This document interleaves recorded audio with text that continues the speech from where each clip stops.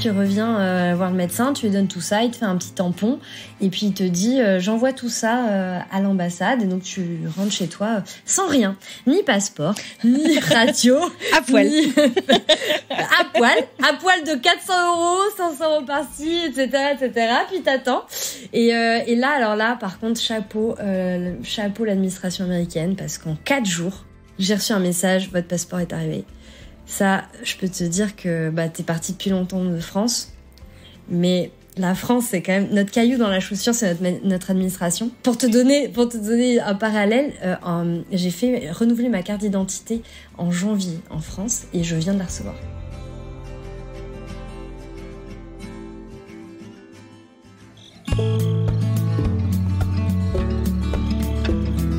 Chaque année, 20 millions de personnes venant du monde entier tentent sa chance à la fameuse loterie de la carte verte américaine. Ce précieux sésame de résident permanent, si difficile à obtenir, ne sera pourtant délivré qu'à environ 55 000 personnes à l'issue d'un processus souvent long et parfois aussi un peu compliqué. Florie a toujours eu une relation très forte avec les États-Unis et si de très nombreux séjours l'y ont menée, elle n'y a pourtant jamais véritablement vécu. En octobre 2019, se remettant d'une rupture amoureuse et en recherche de nouvelles aventures, la voilà qui tente sa chance en soumettant sa candidature à ce loto peu ordinaire. 6 mois plus tard, alors qu'elle a dû réinventer son quotidien, comme nous tous impactés par la crise du coronavirus, Florie découvre un peu par hasard qu'elle a été sélectionnée. Choquée, mais aussi très heureuse, Florie entre alors dans un processus dont elle ignore tout. Beaucoup de papiers, énormément de justificatifs en tout genre, des visites médicales et un investissement financier qu'elle n'avait pas tout à fait anticipé. Et à mesure qu'elle avance, sa vie aussi, elle change. Depuis 2019, il s'en est passé des choses. Elle a créé son entreprise, Rose, elle a rencontré son petit ami, qui est plutôt sédentaire, la voilà donc moins mobile qu'au moment de sa candidature. Malgré tout, Florie termine le processus et reçoit son précieux en 2022. Et au moment où on a enregistré cette interview, Florie est aux États-Unis pour activer sa carte verte et elle est en plein questionnement de savoir si elle va rester ou non. Ah oui, moi c'est Anne-Fleur Andrely. Vous écoutez French Expat, un podcast de French Morning.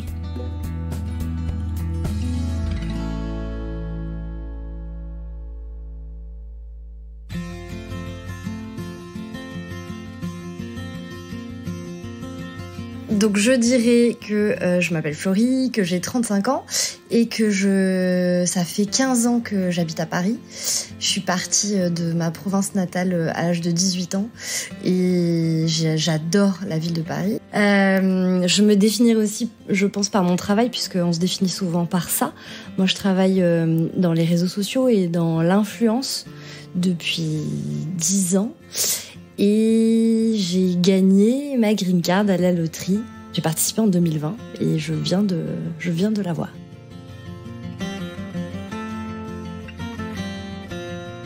Aujourd'hui, Florie me parle depuis Brooklyn, à New York. Mais elle vit encore à Paris. Alors à quoi ressemble sa vie là-bas? Et même plus spécifiquement, à quoi ressemblait-elle au moment où elle a candidaté pour obtenir cette fameuse carte verte?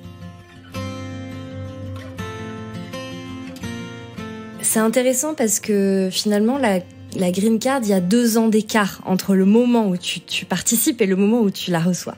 Donc ma vie maintenant est très différente de ma vie en 2020, puisqu'en 2020, je sais pas si tu te souviens, il y a eu un petit événement mondial qui nous a tous un petit peu bouleversés.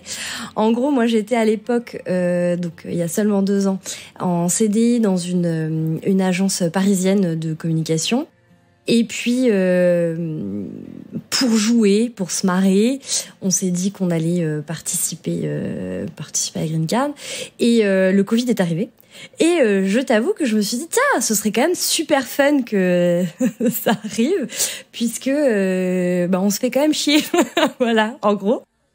Et puis finalement, à la sortie du Covid, j'ai, comme beaucoup, pris beaucoup de choses en main dans ma vie. Non pas qu'elles ne me convenaient pas, mais j'avais des envies différentes. Ce qui fait que j'ai quitté mon job. J'ai monté une autre boîte à moi. J'ai changé un petit peu de vie. J'ai rencontré quelqu'un. J'ai racheté un appart. Enfin voilà, j'ai fait tout ce qu'il faut pas pour saisir une green card. J'ai pris un chat, enfin voilà, j'ai adopté un petit chat. Tout. Tu t'es rendue très mobile, quoi. Tout à fait. Ce qui n'était pas du tout le cas 2 ans avant. Donc moi, avant ça, j'ai été énormément aux US. Je connais très bien. J'avais un compagnon à une époque qui était à New York, donc je venais tout le temps. J'y suis allée, je pense, au moins 30 fois. Mon bilan carbone est terrible, mais quand on aime, malheureusement, on pense pas à ce genre de choses. Et j'ai fait des césures aussi de plusieurs mois en Californie, etc. Donc vraiment, c'est un pays que j'adore, qui a plein de défauts aussi d'un point de vue politique et qu'on remarque beaucoup ces derniers temps. Donc je me suis, en fait, au moment où j'ai reçu une réponse un peu positive finalement sur ma green card, on est en 2020 et en 2021, donc ça fait déjà 1 an. Et là, je me dis bon, je m'y attendais pas. J'avais quand même ordonné un petit peu ma vie en France. Et voilà, donc j'ai avancé dans le process, si tu veux, sans trop préparer le terrain aux US et sans me poser trop cette question de qu'est-ce que serait ma vie sur place, parce que je savais même pas si j'avais passé les étapes, et puis parce que voilà, j'avançais un peu au feeling, quoi.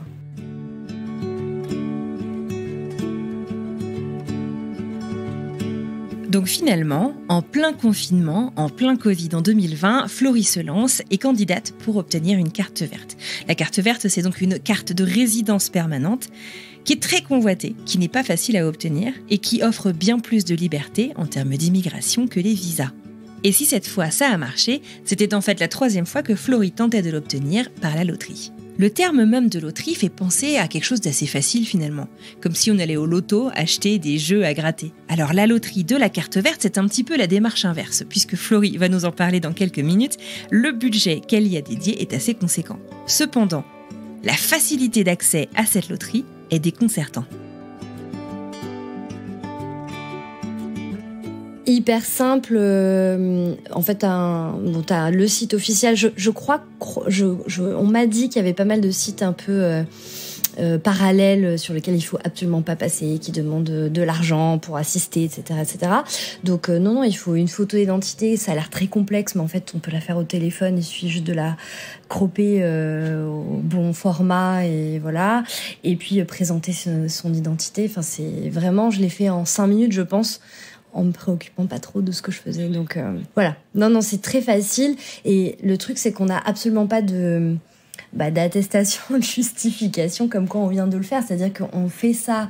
Donc on fait ça en octobre. Et puis si ça a marché, on ne le saura qu'en mai de l'année suivante en se connectant au site. On n'a pas de mail qui nous dit bravo, qui nous dit de venir, qui nous dit bienvenue, qui nous chante l'hymne américain. Il faut aller sur le site. Moi, j'avais même pas gardé mes identifiants. C'est mon frère qui avait gardé le screen que j'avais envoyé à l'époque. Et j'étais, je me suis connectée et ça disait bravo, vous faites partie vous êtes 16 253e. Et vous êtes reçu pour passer les étapes qui suivent. Ceci n'est pas un visa, etc., etc.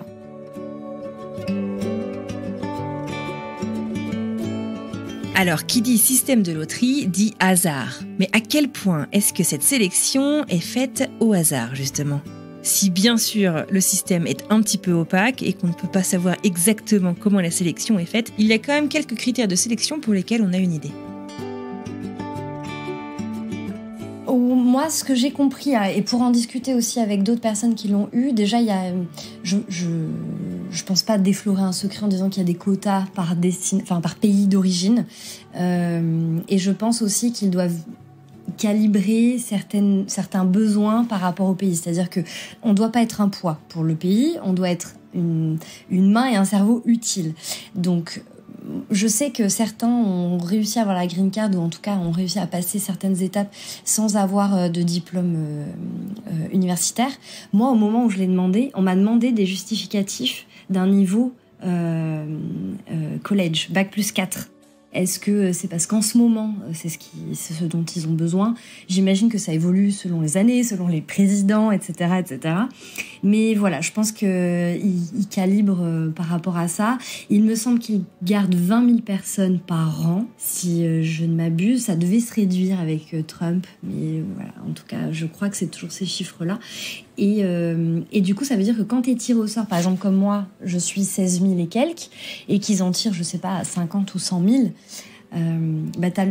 c'est toi qui fais partie de ceux qui sont en pole position pour pouvoir passer, puisque c'est comme à l'école de médecine, ils tirent au sort et puis c'est les premiers qui passent et qui valident, qui ont priorité jusqu'à atteindre le quota final. Donc voilà, je sais que au moment où on passe ces étapes-là, on est privilégié, à mon sens, je l'ai constaté avec tous mes amis qui l'ont eu, on est privilégié quand on n'a pas d'attache, pas de famille, pas d'enfants. En tout cas, tous ceux qui ont la green card que je connais l'ont eu célibataire et se sont mariés ensuite, à la loterie, j'entends. Première étape, donc ils te demandent de t'inscrire sur le site une fois que tu as eu la validation. Et donc là, il faut fournir pas mal de choses, dont casier judiciaire, renseigner des informations sur ta famille, sur tous les endroits où tu as vécu en France, etc., des différentes adresses, différents emplois. C'est dur d'ailleurs à retracer sur 10 ans, parce qu'ils le font pour toutes les cartes Exactement, vertes. Exactement. Et heureusement, j'avais pas été super mobile, donc ça allait. Mais voilà, le nombre de fois où on a été aux États-Unis, ces réseaux sociaux, etc. Donc je pense qu'il y a une phase d'enquête. Enfin, ça me paraît assez évident. Et ça, j'imagine qu'il y a certains points qui peuvent être éliminatoires. Alors, le casier judiciaire, ça c'est sûr.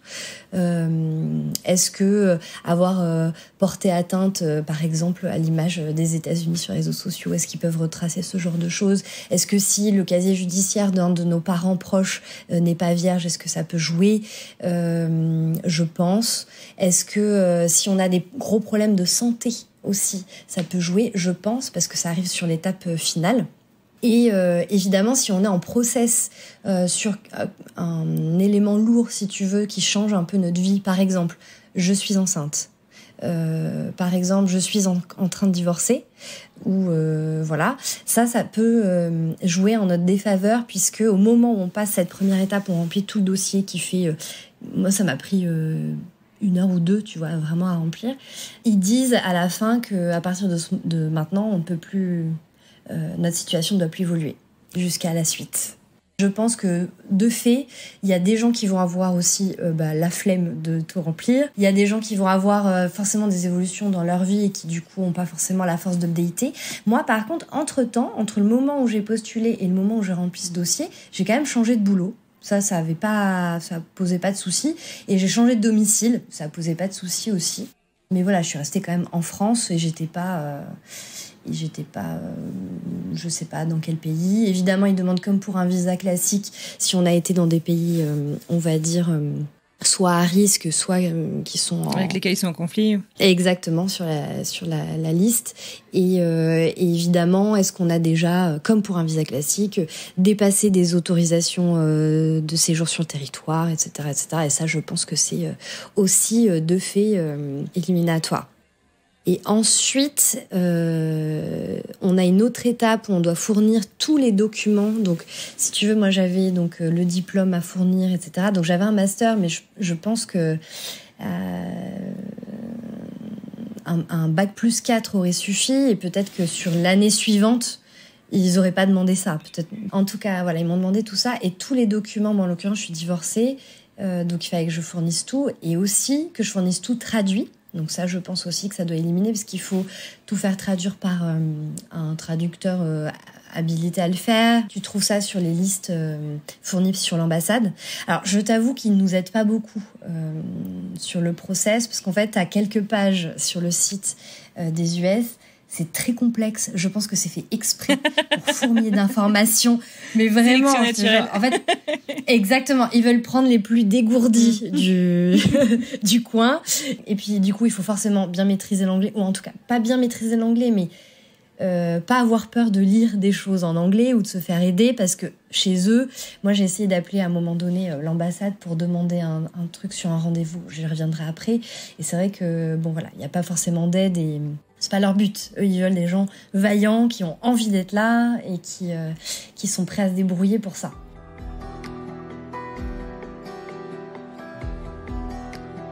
Et est-ce que c'est toujours pareil? Moi, ça date un petit peu, mais quand t'appelais, en fait, c'était vraiment une question que t'as beau chercher, tu trouves pas la réponse et que tu veux appeler du coup l'ambassade des États-Unis à Paris. T'appelles et en fait, d'abord, on prend ton numéro de carte bleue, on dit que ça va être $15 et après, on te passe personne. Non, c'est plus ça? Alors c'est peut-être que ça l'est encore, mais en tout cas j'ai pas eu cette malchance, mais j'ai eu un service bien spécifique à la Green Card parce que il fallait que je décale le rendez-vous. Ça m'inquiétait un peu d'avoir ce rendez-vous physique et de devoir le décaler. En fait, depuis le Covid, ils sont assez souples par rapport à ça. Donc, mais j'ai pas eu ça. Mais j'ai été très surprise, tu sais, j'ai fait les comptes et finalement cette petite blague de Green Card m'a quand même coûté entre et je suis très très chanceuse entre 1 500 et 2 000 $ à la fin, sachant que j'ai des amis qui sont sur le territoire américain et qui payent des visas, avoir les avocats, etc., des dizaines, voire plus de milliers d'euros investis pour pouvoir avoir ce fameux sésame. Donc je suis très chanceuse, mais en tout cas il faut pas y aller la fleur au fusil sans aucun argent de côté. D'ailleurs, il me semble, moi j'ai pas eu le cas, mais il me semble que sur certains visas, ils font des enquêtes d'ailleurs sur un certain montant que tu peux avoir de côté, etc. Ils te demandent les relevés de banque en fait pour vérifier. La France le fait aussi d'ailleurs. C'est vrai ? Ah, je savais pas. Bah, en tout cas, voilà, j'ai pas eu le cas. Je sais que ça peut arriver même, par exemple, pour vérifier que t'es un bon payeur et que justement t'as une bonne utilisation de ta carte bleue et que tu sais. Le crédit score. Oui, exactement. Mais pour l'instant, en tout cas, j'ai pas eu le cas. Alors, je reprends un peu si vous êtes perdu. Florie a donc candidaté en octobre 2020. Elle a eu sa première approbation en mai 2021, à la suite de laquelle elle remplit tout ce dossier dont elle vient de nous parler. Et entre mai 2021 et octobre de la même année, 0 nouvelle. Rien du tout. En fait, tu reçois un mail automatique from Kentucky, voilà, qui te dit cher applicant, voilà ce que vous pouvez faire. Il y a pas de mail d'info, il y a pas de numéro, il y a rien. Et aller chercher l'information, on te donne ton numéro si tu veux de ton alien number. On peut en parler de ça? Ah, ça m'a fait tout drôle. Moi aussi. Non, mais vraiment. Mais en plus, tu sais, ils jouent sur des trucs. Je sais pas si t'avais eu le cas ou si c'est juste moi qui galère, mais ils mettaient ce numéro, puis des fois, il fallait rajouter des zéros dedans. Oui, des fois, il faut en enlever. Ça rend fou, en fait. Mais vraiment, je me suis dit, ils sont forts, parce que vraiment, là, ils sont là pour faire en sorte qu'on baisse les bras à un moment donné, si on n'y arrive pas, si on n'est pas assez dégourdi. Donc, on remplit tout ce dossier, on fait tout traduire, on envoie ça par mail, toute la traduction avec les originaux et la traduction. Ça, j'ai trouvé ça assez facilement sur le site de l'ambassade. J'ai dû payer 300 ou 400 euros pour traduire tous les documents et j'avais pas mal de choses puisque j'avais un divorce et tout. Et ensuite, on attend. C'est beaucoup ça, en fait, hein. C'est beaucoup l'attente. Je n'ose imaginer ceux qui sont en attente d'une vraie réponse et qui sont sur le territoire ou qui ont un mouvement qui en dépendent ou qui ont une famille qui en dépend parce qu'un visa est en train de s'arrêter sur le territoire et qu'on attend ce sésame-là. Ils jouent vraiment sur les nerfs. C'est assez difficile. Moi, j'étais dans une position très privilégiée, encore une fois, parce que j'avais pas forcément d'attente et j'avais pas d'enjeu par rapport à ça, mais voilà, chapeau à tous ceux j'en connais des gens très proches qui passent par là et je sais à quel point c'est difficile. Et donc, j'ai eu des nouvelles quelques semaines après, je pense, ou quelques mois. En fait, ils nous envoient un message pour nous dire « Préparez-vous pour la suite ». Et donc là, on va voir la suite sur le site. Et donc, on comprend qu'il va falloir booker une visite médicale, qu'il faut reprendre des photos type passeport, mais autorisation américaine bien spécifique, et des documents à présenter sur un potentiel rendez-vous. Donc moi, je vois ça, je me dis, ok, bon, bah je vais voir ça. Et puis 2 jours après, je reçois un mail qui me dit que mon interview est cette semaine-là. Oh waouh, c'est hyper rapide. Ouais, et je pense que j'ai eu un slot d'une annulation. Parce qu'en fait, voilà, il doit vouloir remplir. Et donc là, j'ai eu un vrai choc. J'ai reçu ce mail à 8h du matin, je me souviens. J'étais ah mon Dieu, je suis pas prête, j'ai pas fait les photos d'identité, j'ai pas fait la visite médicale. Et c'est tombé, ça y est, je me souviens de la date, c'est tombé en avril. Donc tu vois, j'avais fait le dossier en octobre. Donc on arrive déjà en avril 2022. Ouais, donc 1 an et demi plus tard. Exactement. Et c'est tombé en avril et moi je partais en Californie la semaine qui suivait et je me suis dit le problème c'est que je peux pas laisser mon passeport. Parce qu'en fait, quand tu fais l'interview, tu vas laisser ton passeport parce qu'ils doivent, voilà, j'en sais rien, peut-être qu'ils font des enquêtes en plus et de toute façon, ils veulent te coller le document dessus. Du coup, si je laissais mon passeport, je me retrouvais sans passeport potentiellement pendant plusieurs semaines et plusieurs mois et j'avais des billets d'avion, etc. Donc c'est là que j'ai essayé d'appeler l'ambassade et qu'ils m'ont dit que on pouvait simplement ne pas se présenter. Alors je te dis pas d'inquiétude parce que terrible, mais qu'on pouvait envoyer un mail à telle adresse pour signifier que si on se présentait pas, c'est parce qu'on attendait une nouvelle demande. Et elle m'a dit c'est à vos risques et périls. En fait, d'après ce que j'ai compris, si ils ont suffisamment de monde cette année-là, les 20 000, donc c'est risqué, toi, tu perds des places. Voilà, tu perds des places au fur et à mesure. Tu sais, toi, tu le sais bien, vu que tu vis aux US, il faut être un bon citoyen et respecter les choses dans l'ordre. C'est ton mérite. Exactement. Donc, écoute, j'ai pris un petit coup, mais je me suis dit, je vais le tenter. Et finalement, quelques semaines après, donc on est en juin, j'ai reçu une nouvelle demande et là je me suis préparée pour cette interview. Donc en fait il t'explique que tu vas avoir un rendez-vous à l'ambassade c'était un vendredi à 8h, que tu dois préparer photo d'identité, copie de tout, ton passeport que tu laisseras, casier judiciaire original, acte de naissance original, etc. de moins de 2 mois parce qu'en fait tout ce que tu as donné est déjà expiré et la visite médicale. Alors à ce moment-là, j'avais pas la visite médicale et je pense que tu le sais aussi, il n'y a que 2. Ah, moi je l'ai fait aux États-Unis, donc tu as beaucoup plus de médecins qui sont habilités. Mais ouais, je suis curieuse en France comment ça se passe. Ouais, du coup Eh bien, il y en a 2 pour toute la France. Il y en a 2 pour toute la France qui sont les 2 dans le 16e à Paris. Tu as leur nom sur le site de l'ambassade et ils sont évidemment overbookés. Donc en fait, à ce moment-là, je me suis dit qu'est-ce que je fais ? Donc j'ai appelé ces 2 médecins-là. Les 2 m'ont expliqué que c'était pas grave, que je pouvais me présenter à l'interview sans la visite médicale. Et ça, franchement, c'est un vrai tips parce que je pense que ça peut en stresser plus d'un. Je cherchais sur les forums, il y a plein de gens qui se posaient la question. Et donc, présenter le fait qu'on a pris un rendez-vous et que ça arrivera ensuite. Donc j'ai pris ce rendez-vous avec ce médecin. J'ai été à l'interview et alors là, moi aussi, je m'attendais à un épisode d'Homeland. Non, mais moi, je pensais vraiment le miroir qu'on sans allait teint. Exactement, la lumière dans la tête. On allait vraiment m'interroger, ma vie, mon œuvre, pourquoi je veux faire ça, test en anglais. C'est froid, c'est rapide. En fait, le plus long, ça a été la queue, puisqu'en fait, ton rendez-vous à 8h, il y a à peu près 200 personnes qui ont le même. Alors, j'avais fait une petite bêtise aussi, petit tips. T'avais ton ordi ? Exactement, la bêtise habituelle, j'imagine. J'avais mon ordi parce que je filais travailler ensuite. Et puis, on m'a refusé l'entrée. Toi aussi, tu l'as laissé au Palace à côté ou je sais plus ce que c'est. Bien sûr, le crayon. Oui, c'est ça, voilà. C'est aussi que j'avais laissé au crayon. C'est vrai, voilà, on a tous le même parcours, il faut le dire, ne venez pas avec votre ordinateur ou allez directement au crayon. Par contre, amenez un bouquin parce que vous allez attendre.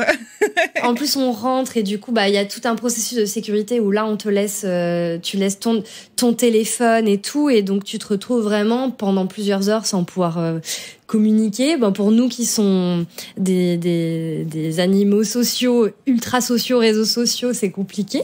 Et donc là, ça a duré, je pense, 2-3 heures d'attente. J'ai eu droit à un petit passage au guichet. Je crois qu'ils m'ont enlevé 500 €, quelque chose comme ça, 400 € en carte. Ce qui m'a fait tilt aussi, c'est que je voyais énormément de familles qui étaient là pour renouveler des visas, etc. Des familles aussi modestes, hein. Il y avait des gens d'Europe de l'Est et tout, et que je voyais payer pour chaque membre de la famille. Et je me dis, à ce stade-là, en plus, au moment où tu payes uniquement un timbre fiscal. Tu payes pas du tout le fait de t'assurer le passage. Ouais, tu sais toujours pas si tu vas passer, quoi. Exactement. Donc c'est vrai que moi, j'ai jamais vu ce qui se passait de l'autre côté en France, tu vois. Mais c'est quelque chose qui m'a un peu surpris. Où je me suis dit on joue beaucoup aussi sur l'espoir des gens et bref, en tout cas, on n'y va pas au doigt mouillé et on a intérêt d'avoir un petit peu d'argent de côté parce que ça va vite. Non, mais c'est important de le dire parce que c'est pas parce que t'as gagné ta green card à la loterie que c'est gratuit, quoi. Enfin, t'as quand même beaucoup de trucs de ta poche. Ah non, mais complètement. T'as beaucoup de trucs de ta poche, il y a du temps, honnêtement c'est assez énergivore et puis un petit peu de pression parce que mine de rien à tout moment ils peuvent t'appeler, etc. Et puis t'as pas envie de louper le truc. Et puis on aura peut-être l'occasion d'en parler, mais après il y a la vie aux US et ça c'est quand même quelque chose. C'est pas la moins chère. Mais surtout à New York, là où t'es. Non, mais New York, c'est terrible. Mais moi, je voulais aller en Californie au départ, mais le décalage horaire est si important que la dernière fois que je suis venue, j'arrivais pas à travailler avec la France. C'était trop difficile. Mais tout a pris au moins 20 ou 30%. C'est impressionnant. Toujours est-il que je suis dans cette salle d'attente, donc à côté du Crillon, à la Concorde, à Paris. Et donc, je passe plusieurs guichets pour vérifier mes documents. Et ensuite, j'ai cette fameuse interview, donc c'est derrière une vitre. Mais en fait, tout est derrière une vitre. On passe d'un guichet à un autre. Et en fait, j'ai un charmant monsieur en face de moi qui me dit bonjour et tout en anglais. Donc moi, je m'attendais aussi à devoir avoir un niveau d'anglais assez important. Et je t'avoue que ça a été une bonne surprise aussi de me dire qu'on peut y aller avec son anglais approximatif, en tout cas son gros accent français, sans plus de retenue, parce que finalement, c'est aussi comme ça que sont construits les US et je pense qu'ils sont assez ouverts là-dessus. Et en fait, il a juste vérifié les documents. Il m'a demandé où était mon adresse à l'arrivée. Donc ça, c'est très important. Moi, j'ai des amis en fait qui sont là. J'en ai à New York et à Miami. Donc j'ai donné une adresse dès le début, une adresse aux US.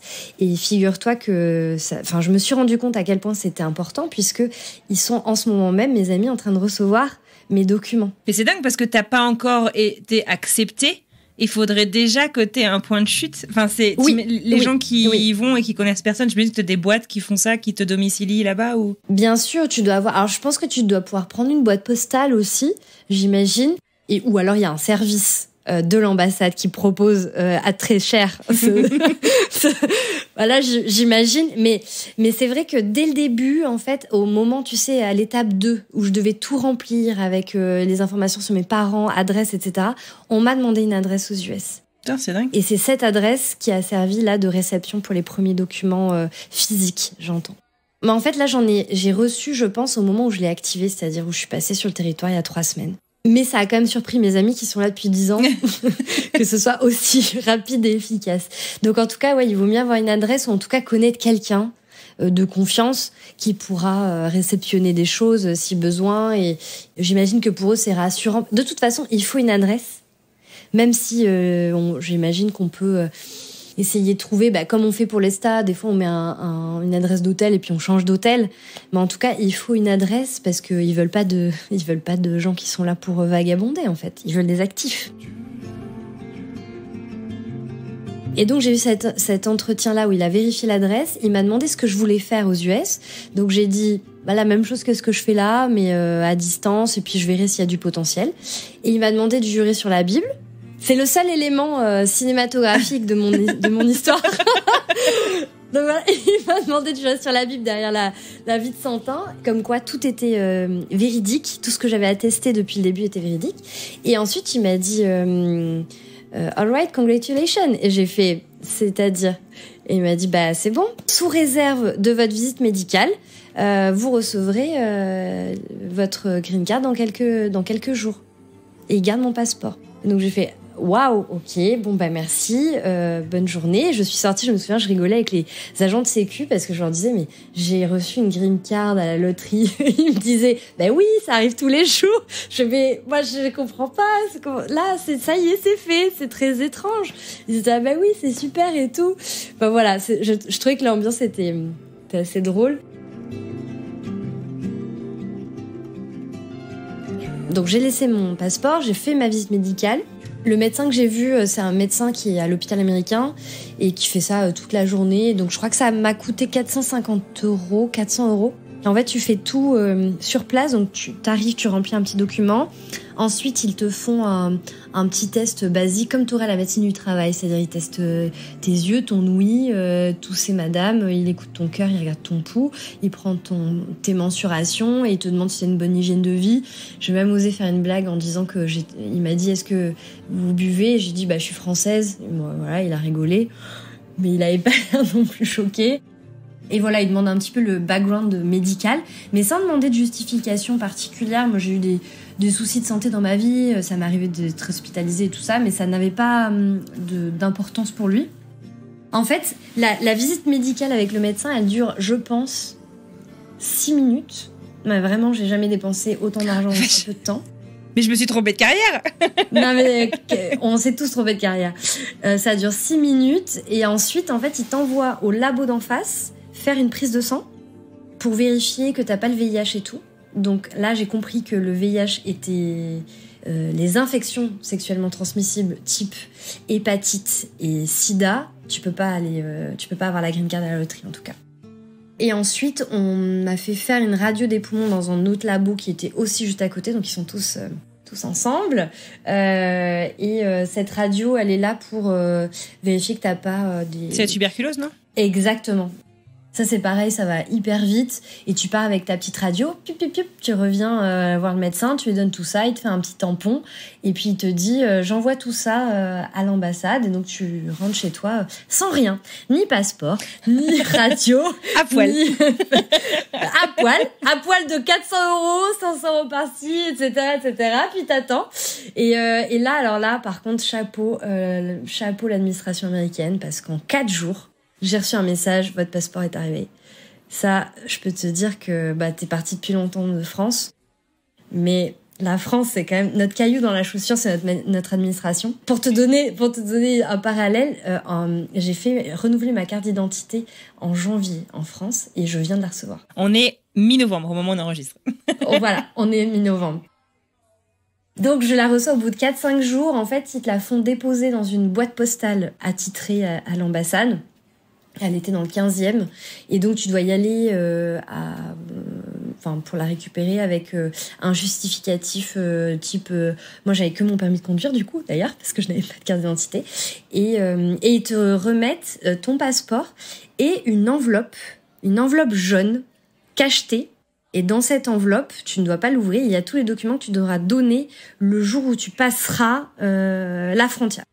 Donc moi, à ce moment-là, d'après ce que j'avais compris, ma green card, donc j'ai une petite photo collée dans mon passeport qui ressemble à un visa classique avec mon numéro, etc.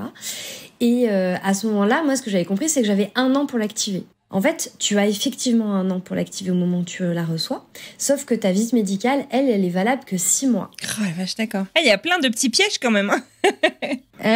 Donc si tu as passé les 6 mois, tu dois repasser, c'est pas grave, mais tu dois repasser ta visite médicale et donc repayer 500 balles.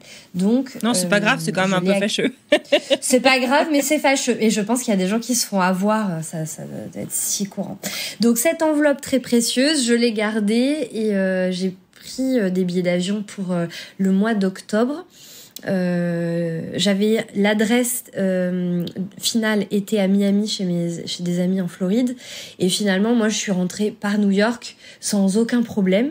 Donc ça, je pense que ça n'a pas d'effet. J'avais évidemment mon enveloppe avec moi. J'arrive à JFK, à l'aéroport. Donc on fait de la queue comme tout le monde. Et je suis arrivée avec ma petite enveloppe. Et d'ailleurs, c'était assez drôle parce que bon, on connaît tous l'accueil est si chaleureux, si festif, c'était assez incroyable. Non mais en tout cas, je suis arrivée et j'ai dit this is a big day for me, etc. Et puis il m'a regardé, il a rien dit du tout. Il a pas souri. Il a vraiment pas rien du tout. Il a pris le passeport. Mais je pense qu'il en voit tous les jours aussi. Mais il a pris le passeport, il a pris l'enveloppe, il a ouvert l'enveloppe. Donc à l'intérieur, j'ai pu voir qu'il y avait effectivement tous mes originaux, en fait, que j'avais donnés le jour de l'interview. Et il s'est tourné vers un collègue en disant du coup ça je le mets de côté et je lui rends son passeport avec le tampon. Le mec a dit oui. Donc il a mis mon enveloppe de côté. Et là, moi, j'avais beaucoup de potes qui m'avaient dit à ce moment-là, tu vas partir dans une salle pour te faire interviewer une autre fois. Eh bien, je n'ai rien eu. Il m'a mis un coup de tampon. T'auras jamais ta scène de Homeland. Non, mais exactement. Je m'attendais vraiment. Tu vois, je m'étais fait un petit scénario. Je me disais, ça va être un peu... quelque chose de concret et de solennel, tu vois. Mais il y a rien, il y a pas de cotillon, il y a pas de ballon, il y a pas de bienvenue. Pas de drapeau, que dalle. Il y a pas de drapeau, il y a à peine un sourire. Je lui ai dit, il m'a donné le passeport, je lui ai fait OK, what's the next step? Et il m'a dit you going to Miami? J'ai fait OK. Il m'a dit hey, ciao. Casse-toi. Bon. Il faut partir, voilà, madame. Par contre, j'ai vraiment, en ayant regardé un petit peu et échangé avec des gens, je sais qu'il y a quand même des entretiens aléatoires. Sans doute aussi quand il y a des familles, quand il y a plusieurs personnes qui se déplacent, etc. Maintenant, moi, il y avait aussi le fait que je suis partie pour un mois. Et donc, j'avais aussi un billet retour. Donc, est-ce que pour eux, c'est pas quelque chose de rassurant aussi que je fasse, tu sais, des allers-retours plutôt que de venir et de chercher un travail, demander un permis de travail, je ne sais pas. Mais en tout cas, voilà, ça a été d'une simplicité assez déconcertante. Et donc là, la dernière étape, ce que je te disais, c'est tout à l'heure avant qu'on commence, c'est que j'ai reçu à la fameuse adresse postale que j'avais donnée mes premiers documents un peu officiels sur la suite.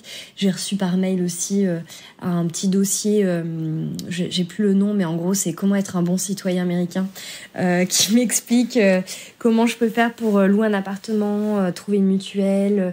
Ça, c'est bien quand même qui t'accompagne un minimum là-dessus. Oui, il y a même des noms, des lieux pour prendre des cours pour parler anglais, des supports à trouver pour apprendre l'histoire américaine, puisque je sais pas si du coup t'as ta citoyenneté, mais en tout voilà, le but, ma green card durerait 5 ans si je la garde active en restant 6 mois par an. Sur le territoire, non consécutif, mais au moins 6 mois par an. Mais donc que je paye mes impôts ici, etc., et que je m'investisse. Et au bout des 5 ans, pour devenir citoyen américain, je pense que ça, tu peux en témoigner, il faut maîtriser l'histoire des États-Unis. Et donc voilà, il y a ces documents-là qui sont censés nous préparer à l'objectif final de citoyenneté, mais qui arrive, je pense... sur un cas... On a l'impression que t'es en équipe de France d'Amérique, tu sais, l'équipe de France pour devenir américaine. Donc là, ça y est, t'as passé les sélections. T'es en demi-finale. Je suis encore sur le banc de touche, hein, j'ai envie de te dire. Il y a beaucoup... Les étapes sont encore longues et rudes parce que moi, j'ai vraiment, entre guillemets, là, de la chance qui me tombe dessus parce que la loterie, c'est assez simple. Mais je sais ce que ça implique derrière, d'avoir un avocat sur place, de devoir se battre avec l'administratif. Parce qu'on en parle, c'est rapide, mais par contre, il est complexe et coûteux. Tout l'administratif est très, très complexe. On est obligé d'avoir un avocat aux États-Unis quand on vient d'un pays étranger pour justifier sa moindre feuille d'impôt, voilà, toutes ses déclarations, etc. Et il y a le coût de la vie, il y a beaucoup de choses qui entrent en ligne de compte et qui font que ça reste...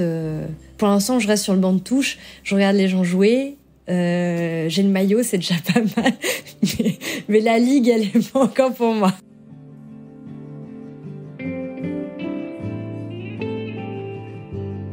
Alors justement, là en fait on se parle, ça fait 3 semaines que t'es aux États-Unis, t'es venu pour 1 mois, donc pour activer ta green card, ta carte verte, pour la garder active, maintenant que tu l'as pas non plus ad vitam aeternam, c'est pour 5 ans, et pour la garder active, faut qu'en fait tu fasses 6 mois et 1 jour ici. Exactement. Alors, l'objectif du coup de ce voyage, c'est quoi ?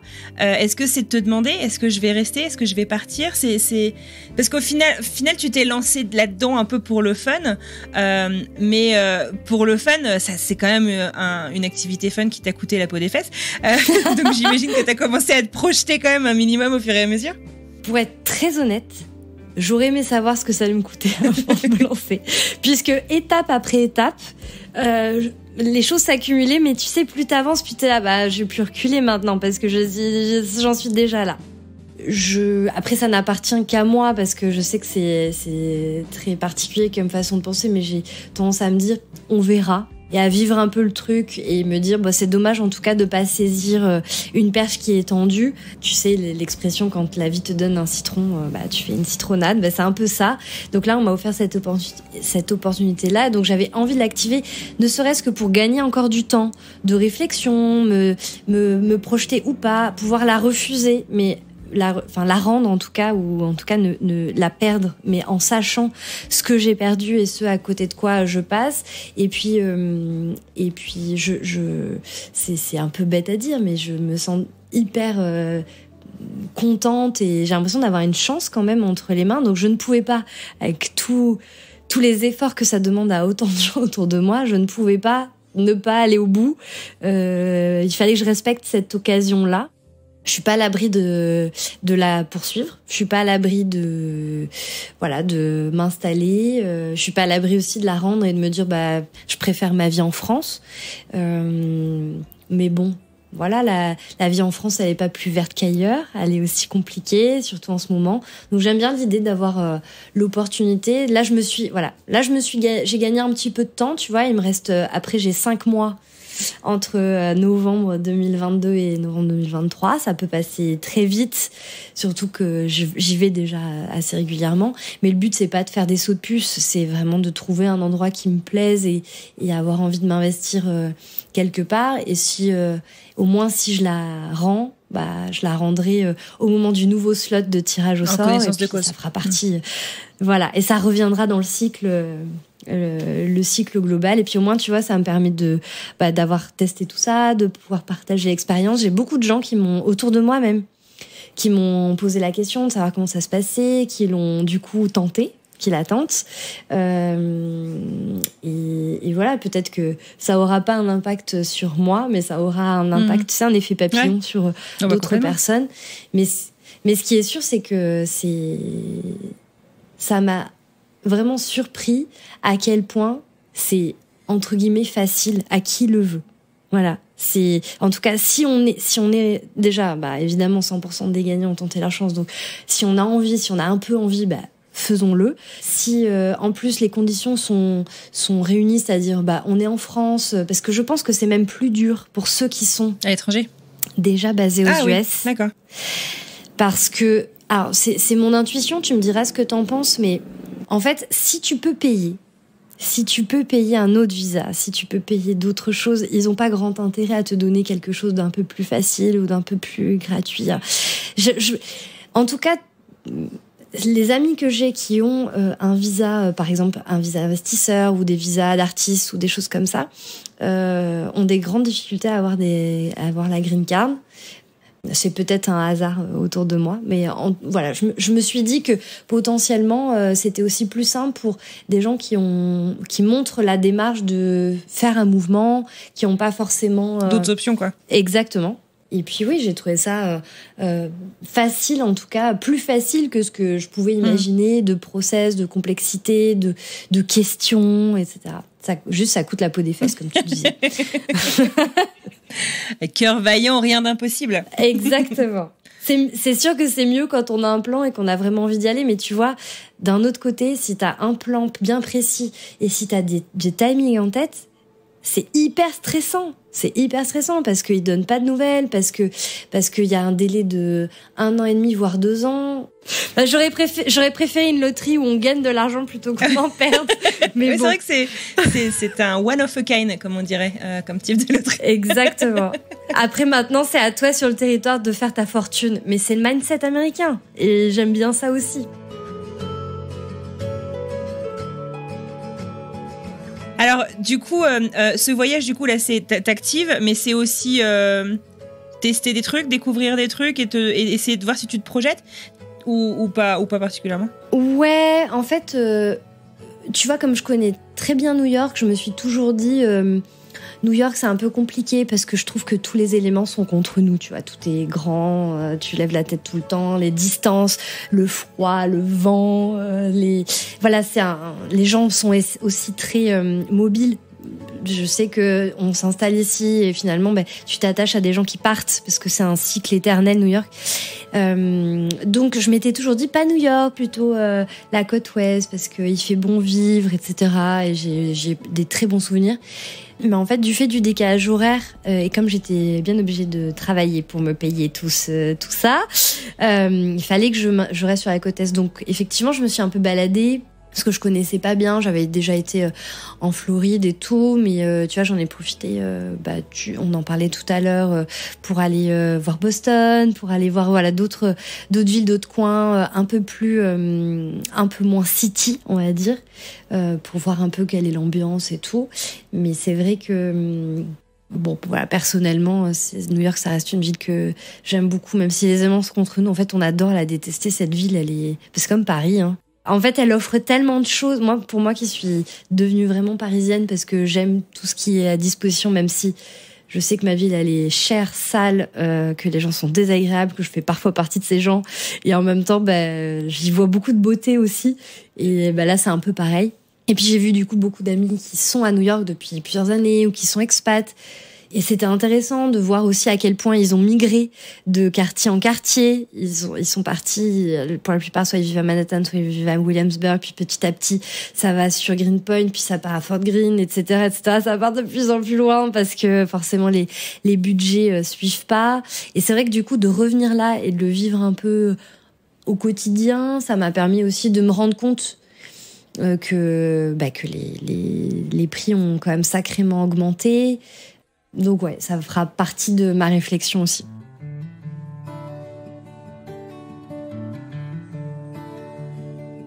Tu avais joué à cette loterie avec ton frère. Ton frère, lui, il n'a pas été retenu du tout ? Non, il n'a pas été retenu. D'ailleurs, quand je lui avais envoyé un message, j'étais en soirée, donc il me dit « Bon, je l'ai pas ». Il m'envoie mon numéro, je regarde et je lui dis « Ah, je l'ai !» Enfin, j'ai été reçue. Il m'a pas répondu. Il a laissé passer quelques jours avant de me répondre. Là, je rigole, mais lui, c'était vraiment, pour le coup, c'était vraiment une envie, parce qu'il avait envie de changer, de tenter l'expatriation, de changer de vie et tout. Mais il a retenté là cet automne.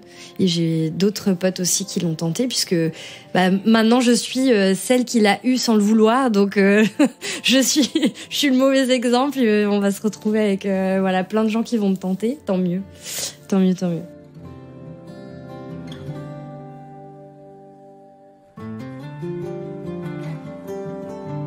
Est-ce que je me donnerais un conseil ? Je me dirais de mettre un peu d'argent de côté. Ça, c'est sûr.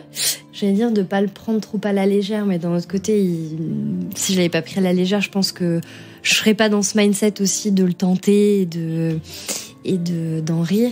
Mais par contre, j'avais fait quelques paris à ce moment-là et j'aurais dû miser de l'argent, ça c'est sûr. C'est surtout ça que je me dirais. Non mais voilà, prendre le temps et puis mettre un petit peu d'argent de côté, parce que effectivement, à la fin, mis bout à bout, ça a un certain coût et on peut pas tous se permettre comme ça de sortir plusieurs milliers d'euros pour tenter quelque chose. C'est quand même sans aucune garantie que ça marche. Sans aucune garantie que ça marche, absolument, parce qu'à tout moment je pouvais être stoppée. Et donc ça peut être très frustrant. Donc voilà, le faire juste avec ce backup là.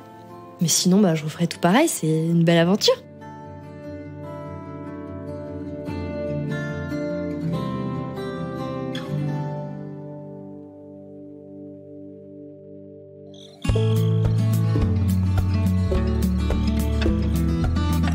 Et voilà, c'est tout pour aujourd'hui. Je tiens à adresser un grand merci à Florie Baudin pour ce chouette moment passé ensemble. J'espère que toutes ces explications sur le processus de carte verte et tous ces conseils en aideront certains d'entre vous. Si vous cherchez encore plus d'infos là-dessus, n'hésitez pas à vous rendre sur le site de frenchmorning.com. Il y a plusieurs articles sur le processus de la loterie de la carte verte et je suis sûre que ça vous aidera. Tradition oblige, je vous propose que nous découvrions ensemble où nous partons la semaine prochaine.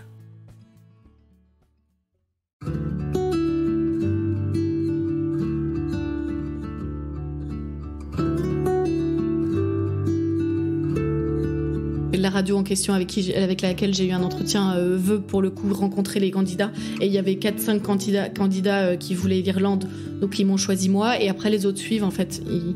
Il y a personne qui parce que sinon ce serait compliqué, telle radio veut tel candidat mais l'autre préférait l'autre, non, donc j'ai juste à envoyer un mail en disant bonjour, c'est moi la Nouvelle-Corée. Donc c'est un peu bizarre, c'est un des seuls métiers postes je pense où c'est toi qui prends le poste, t'attends pas qu'on te le donne, c'est ouais. Aucune attente, aucun a priori, je savais pas du tout ce que j'allais rencontrer, je connaissais pas la culture irlandaise, et donc je suis vraiment repartie de zéro, et Je savais que... alors j'avais quand même parlé à des gens qui y avaient vécu. J'ai parlé à cette amie-là que j'ai remplacée.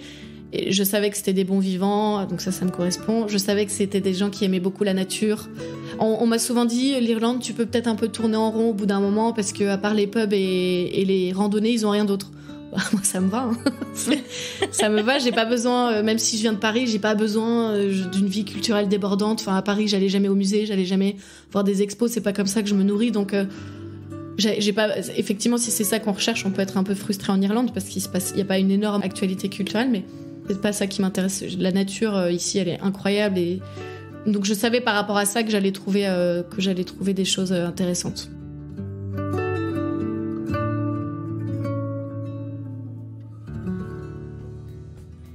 Il ne me reste plus qu'à vous souhaiter une merveilleuse fin de journée, une très belle fin de semaine, et je vous dis à mardi pour une nouvelle histoire.